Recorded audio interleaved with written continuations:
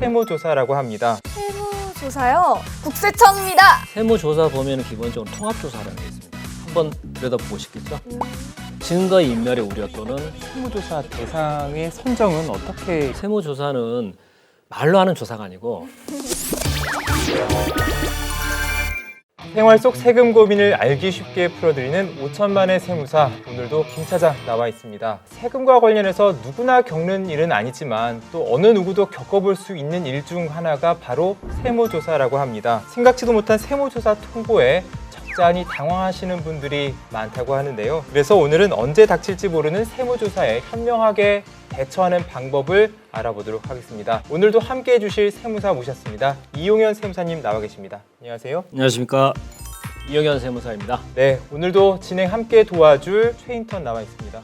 안녕하세요. 최인턴입니다. 반갑습니다. 우리 최인턴, 네. 세무조사 경험 있으신가요? 세무조사요? 아니요. 왜 세무조사라고 하면은 흔히들 드라마에서 봤을 때 잘 나가는 기업들 대상으로 국세청입니다 하면서 서류를 다 빼가는 게 세무조사 아닌가요? 그거는 물론 세무조사의 한 형태라고 볼 수는 있습니다. 그렇지만은 국세청에 세무조사를 실시할 경우에는 미리 사전 통지를 하도록 되어 있습니다. 최인턴님이 보시는 그런 내용은 드라마적인 요소고요. 드라마적인 요소요? 실제로 국세청에서는 미리 통보를 하고 또 통보를 하지 않는 경우에는 조사 현장에서 직접 그 조사원증과 그다음에 조사 통지서를 교부를 해가지고 조사를 하도록 되어 있습니다. 그러면 저희 같은 평범한 일반 시민들도 세무조상이 될 수 있는 걸까요? 될 수도 있고 안 될 수도 있습니다. 그런데 이제 통상 일반인들은 급여 생활자는 어떻습니까? 당연히 1월 달에 연말정산을 하죠. 세금 탈루나 이런 거 있을 수가 없습니다. 그렇지만은 만약에 미성년자가 고가의 아파트를 샀다든지 당연히 국세청은 문제를 삼겠죠. 자금 출처라든지 소득 출처가 없기 때문에 그래서 조사를 받는 케이스가 있습니다. 듣다 보니 더욱 궁금해지는데요. 그러면 그러한 경우 말고도 또 어떠한 경우에 어떠한 분들이 세무조사 받을 수 있는 확률이 높아지나요? 국세청에서는 제조 기업들에 대해서는 이제 수출이라든지 이 고용 장려 때문에 사실 크게 조사를 하고 있지는 않습니다. 그런데 이 제조 기업들도 조사를 받는 케이스가 가끔씩 있는데 그 이유가 뭐냐면 보통 이제 조금은 중소기업체 사장님들은 급여를 낮게 책정하세요.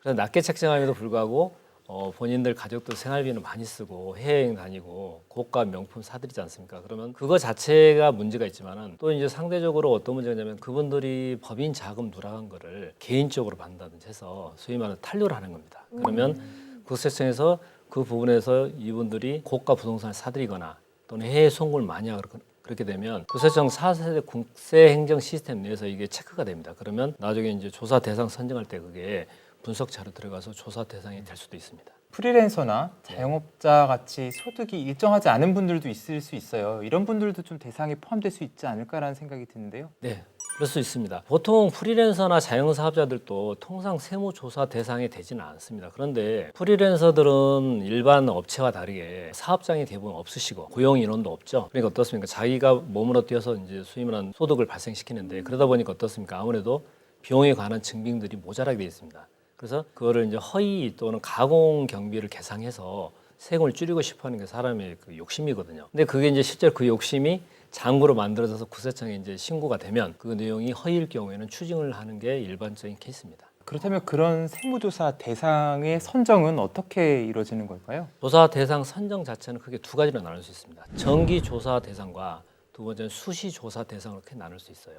정기 조사 대상은 국세청에서 평가를 하는데 성실도라는 건 A, B, C, D 등급이 있어요. 그래서 그 등급에서 불성실하다고 만약에 판단되고 그다음에 관련 자료가 확보될 경우에는 그때는 조사 대상을 선정하는 경우가 있고요. 두 번째는 아예 조사를 많이 안 받은 케이스들, 그러니까 사계 과세기간, 그러니까 우리가 흔히 말하는 4년 동안 조사를 안 받으면 그 경우에는 과연 이 업체가 정상적으로 또는 성실하게 신고를 하는지 그 여부를 검토하기 위해서 조사하는 장기 미조사에 대한 조사는 선정이 있고요. 세 번째는 과연 그러면 이 개인 사업자나 법인 사업자가 많은데 이분들이 실제로 성실하게 신고하느냐? 그래서 표본 샘플 조사라고 그래요. 그러니까 무작위 추출 방식이라고 그러는데 그 경우에 국세청 시스템이 임의로 선정을 해서 그때는 조사 대상으로 선정할 수 있습니다. 그와 다르게 수시 조사는 우리가 아까 이제 최인턴님이 말씀하신 그런 케이스입니다. 들이닥쳐가지고 한다. 그거는 네. 대부분이 국세청이 임의로 하는 건 아니고요. 탈세 제보가 굉장히 많이 지금 빈번하게 제출되고 있죠. 그런 탈세 제보가 있는 케이스가 제일 많습니다. 그리고 사업자들이 아무래도 경비라든 이런 걸 100% 증빙이나 그 영수증을 못 받으니까 어떻습니까? 비용 처리를 하고 싶은데 비용 처리를 못 하니까 결국은 허위로, 그러니까 가짜로 받는 거죠. 딴 데서 물건을 구입해 놨는데 비용 처리해가지고 이거를 장부에 기재해가지고 비용 처리하는 케이스가 있습니다. 그래서 이런 케이스에 있어서는 세무조사 대상으로 선정된 사례가 굉장히 많습니다. 네, 그러면 아까 드라마틱한 요소라고 했지만 이렇게 어떻게 보면 들이닥친 거잖아요. 네. 이런 세무조사 통지를 보통은 미리 해주나요? 아니면은 통지를 받았을 때 또 연기가 가능할까요? 조사 착수일 전 15일 전에 반드시 문서로서 조사 대상 세목과 조사 기간, 그다음에 조사 대상 기간, 그다음에 조사 사유를 기재해서 통지를 하는데, 근데 어떻습니까? 통지를 하면 서류를 또는 숨기고 싶은 게 사는 욕망이겠죠. 그래서 증거 인멸의 우려 또는 이 증빙이나 장부를 위변조할 개연성이 있는 경우에는 조사일 현재 조사 현장에 그 자리에서 세무조사 통지서와 조사원증을 보여주고 이렇게 교부를 하도록 돼 있습니다. 네. 과세관청에서는 세무조사 통지하면 바로 조사를 하고 싶어 하겠죠. 그렇지만은 통지서를 보냈음에도 불구하고 납세자한테 아마 부득이한 사유가 발생하게 되면 그 조사를 연기할 수 있는 사유가 몇 가지가 있습니다. 법에서. 그래서 대표적인 사유는 천재지변, 우리가 뭐 홍수가 났다든지 또는 가뭄이 들었다든지 또는 산불이 나가지고 조사가 어려운 경우도 있을 수 있잖아요. 두 번째는 납세자가 돌아가시거나 또는 사업이 아주 위중한, 그러니까 예를 들어서 뭐 부도가 났다든지 또는 사업에 뭐 막말로 직원이 횡령을 해가지고 도저히 회사가 뭐 존립이 안 될 그런 케이스도 있었잖아요. 그런 케이스라든지 검찰이나 경찰에 또는 이 사법기관에 왜 장부나 이런 서류를 압수당할 수도 있잖아요. 근데 경찰이나 검찰 압수했는데 국세청이 또 조사를 하게 되면 이게 말이 안 되는 거지 않습니까? 앞뒤가. 그래서 이런 사유들이 발생을 하게 되면 납세자의 신청을 받아서 국세청에서는 조사 연기 신청을 승인을 해주게 되면 결국은 조사가 뒤로 이제 연기가 되는데, 조사 연기가 됐다 하더라도 조사 면제가 되는 건 아닙니다. 그 승기간이 만약에 종료가 되게 되면 다시 세무조사를 실시하게 됩니다. 그럴 일이 많을 것 같지는 않지만 일반인들 같은 경우에 이 세무조사 통지서를 받게 되면 굉장히 당황스러울 것 같은데 네, 맞습니다. 네, 이럴 때는 어떻게 대응을 해야 될까요? 본인이 잘못된 내용은 알고 있을 겁니다.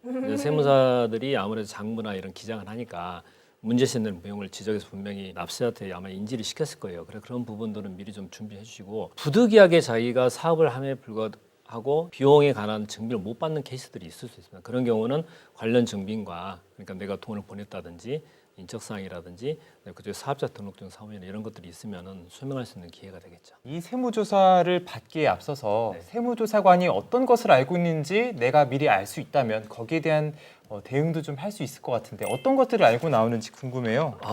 그러면 굉장히 적겠죠. 그런데 이러이러한 부분을 조사를 한다고 미리 통지를 해주면 예. 네. 아무래도 그에 관련된 증빙을 만들어 놓을 개연성이 높죠. 그래서 세무조사를 하게 되면 대부분 본인이 직접 그 수감해서 하는 경우는 없고 대부분 이제 세무사나 회계사들이 위임해서 하지 않습니까? 그러면 조사관서에서 어떠한 사항이 잘못됐다 또는 이게 혐의가 있다는 내용을 문서로 줍니다. 그러면 그 문서를 바탕으로 해서 관련 내용에 대해서 입금증이나 거래 명세서나 사업자 등록증이나 또는 그 당시에 주문서 견적서를 다 준비를 해야 되는 겁니다. 세무조사는 말로 하는 조사가 아니고 문서로 하는 조사입니다. 그래서 그 문서에 그런 내용이 기재가 되고 관련 증빙이 첨부되고 제출돼야만이 그게 아무래도 도움이 되겠죠. 그리고 조사관서에 있는 공무원들도 보고를 할 때 문서를 바탕으로 보고를 하는 거지. 예를 들어 어떤 납세자를 봐주기 위해서 그 납세 어렵습니다 하면 이게 사실 어려운지 안 그래 안 어려운지, 그다음에 이 사람이 실제로 탈렬했는지 아닌지 서류상으로 증명이 안 되면 아무래도 조사 공무원도 곤란을 겪겠죠. 그래서 반드시 문서로 하는 게 원칙입니다. 현금 입출금 거래도 자칫 잘못하면 세무조사 대상이 될 수 있다고 들었는데 어떤 네. 경우가 있을까요? 고액형의 입출금 거래 CTR이라 해가지고 그거는 이제 금융정보분석원에 이제 보고가 자동으로 일어납니다. 그러니까 고객들 은행 가서 돈을 현금 찾나 그런 건 보고가 되는데, 금융정보분석원에 국세청에서도 공무원들 파견 나가 있어요. 그래서 아무래도 현금 거래하면 세금 탈루와 연관될지 이런 의구심을 갖고 그 내용을 들여다보는데, 고액의 현금 거래는 기본적으로 증빙이 사실 없는 거래가 맞죠. 그러다 보니까 내가 실제로 거래했음에도 불구하고 증빙 서류 확보가 안 되는 케이스가 많습니다. 그래서 그러다 보면 당연히 비용에 관한 증빙이 없을 테고, 그럼 국세청에 조사를 할 경우에는 실제 그 사람이 돈이 인출된 건 맞는데 뭐 수표라든지 어음 같은 경우는 추적이 되지만 이 현금이라는 거는 추적이 안 되니까 실제 거래 여부를 굉장히 확인하기 어렵습니다. 그래서 대부분은 소명이 안 되는 케이스가 많습니다. 고액의 현금 거래를 할 경우 예를 들면 현금으로 고급 외제 승용차를 산다든지 부동산 거래를 한다든지 이런 경우에도 세무조사 대상으로 올라갈 수 있는 건지 궁금한데요. 바로 올라가지는 않습니다. 왜냐하면 예를 들어 부모가 현금을 인출해서 자녀분 명의로 고가 외제 승용차를 샀다고 가정하면 그거 산 것 자체는 아마도 부모님이 돈을 줘서 샀겠죠. 뭐 소득이 없는 자녀니까. 그런데 구세청에서 그거를 바로 조사 대상 선정을 안 하는 이유는 이 부모의 소득과 자산을 계속적으로 관리를 하고 있고 그다음에 이 부모의 자산, 특히 고가 부동산이 늘고 해외 여행도 자주 가면서 해외에서 엄청난 금액 명품이나 이런 거 구매를 하고 그다음에 해외 자녀가 가 있는 경우에 유학 자금을 많이 보내지 않습니까? 그런 것들이 모두 다 이 합해져서 이 전체적 관리하고 있던 어느 시점에 한번 들여다보고 싶겠죠. 그럼 그때는 현금을 산 거에 대해서 구세청이 어떻게 샀는지 자금 출처를 물어서 만약에 소명이 안 되면 증여세를 과세할 수 있습니다. 그러니까 일시적인 고액 거래는 당장에 들여다보진 않지만 누적된 전산 자료를 통해서 이렇게 조사 대상에 포함이 될 수도 있다. 이렇게 그렇죠. 보면 되겠네요. 고액 현금 거래가 아주 자주 빈번하게 많이 일어나게 되면 구세청에서 나중에 조사 대상 선정을 할 수 있는 근거가 됩니다. 이 세무조사 대부분이 이 전산 시스템으로 한번 걸러지고 나서 결정이 되는 거네요. 네, 그렇죠. 기본적으로 조사 대상 선정은 전산에 의해서 하도록 돼 있고, 그러니까 전산을 한다는 얘기는 기존에 누적된 자료와 각종 그 탈세 제보자들 다 융합시켜 가지고 출력을 실 테고 그 자료를 가지고 조사를 하는데 이 옛날처럼 탈세 제보에 의해서 하는 경우는 아무래도 시간과 경비가 많이 들지 않습니까? 그래서 지금은 NTI 시스템으로 대부분이 걸러가지고 최우선적으로 전산 조사를 먼저 대상 선정을 합니다. 그럼 이 세무조사를 하게 될 경우에 이 납세자의 모든 세목에 대해서 조사를 하게 되는 건지. 물론 국세청 입장에서는 모든 세목을 조사하고 싶겠죠. 그래야지 세금이 많이 들어오니까. 근데 사실 그렇게 할 수는 없고요. 조사 범위를 이제 확정을 할 때 전부를 할 거냐 또는 일부를 할 거냐, 일부 중에서도 아주 작은 범위, 미미한 범위 할 거냐 이걸 정하는 게 이제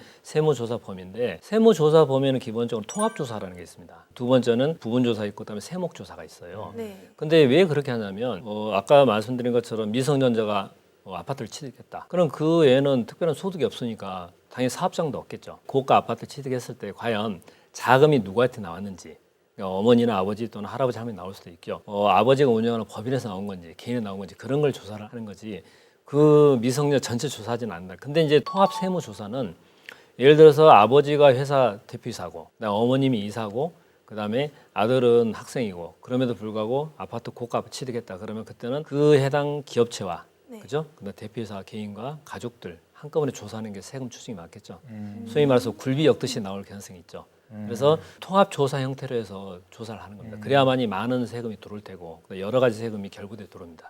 이 사람이 사업자가 군이 아닌데 이거를 다 여러 가지 조사하면 당연히 조사 기관과 조사 공무원의 인건비 투입비라든지 시간이 굉장히 많이 소비가 되는 증세비가 많이 드는 거죠. 그래서 그런 경우는 특정한 세목에 대해서만 예를 들어 뭐 부가세 환급조사 이런 거는 부가세만 조사하는 거거든요. 네. 그러니까 그게 아무래도 낫죠. 그런데 부가세 세무 조사하면서 예를 들어 아주 탈루 규모가 커서 만약에 세액 누락이 많다. 다른 업체라든지 다 관련돼. 그럴 경우에는 물론 확대를 하겠지만 통상 부가세 환급조사는 그것만 딱 보거든요.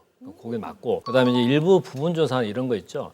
납세자들이 이제 자기가 세금 신고를 잘못해서 받을 이 환급세액이 있는데 그래서 이제 경정 청구를 해서 신청할 거 아닙니까? 내가 이게 환급이 될 거라고 신청하면 국세청에서는 그 내용이 맞는지 틀리는지 반드시 확인해줘. 왜? 정부에서 돈이 나가는 거니까. 그래서 그 경우는 부분 세무 조사를 할 수 있는 근거가 있고요. 또 하나는 자기가 내가 매입이나 매출했는데 거래처에서 조사를 받아가지고 그런 경우도 있잖아요. 그러면 저쪽 조사 받는 업체에서 내가 A라는 업체하고 이 가공을 허위거래 했다. 확인 써서 문제가 되면 당연히 나도 문제가 되겠죠. 그때는 나도 나중에 부분 세무 조사를 받을 수 있습니다. 그러면 이러한 세무 조사를 받게 되면 결과는 언제쯤 알 수 있나요? 기본적으로 이제 세무 조사 기간은 이제 통지서나 또는 현재 교부한거에서 기본적으로 20일이 기본입니다. 근데 20일 이내에 하다 어떻습니까? 조사가 제대로 안 될 수도 있죠.